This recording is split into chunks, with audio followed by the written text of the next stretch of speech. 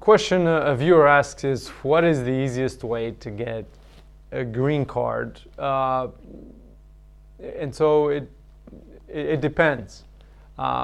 It depends on your particular set of facts. It depends on your particular set of circumstances. And so, if you're married to a U.S. citizen spouse, maybe that's the fastest way for you to receive a green card.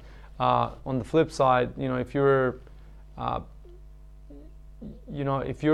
18 and you're not even in the U.S. yet, it might be a longer process of say you might have to apply to a school and then get under what's called an F1 status, and then from that F1 status, you might have to get a job, and that might be through an H1B or some other form of status, and then ultimately after you're on an H1B for a while, you could apply for them to give you a green card.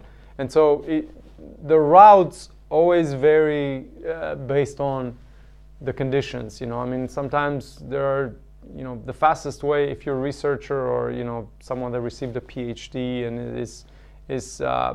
has exceptional abilities in certain fields, it might be to apply for an EB2, national interest waiver.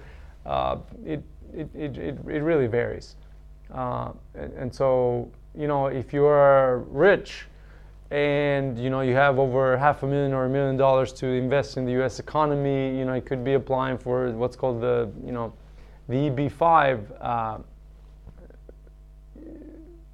category, and so it really varies. There's no one path. We'd be happy to walk you through it. Just reach out to us. Thank you.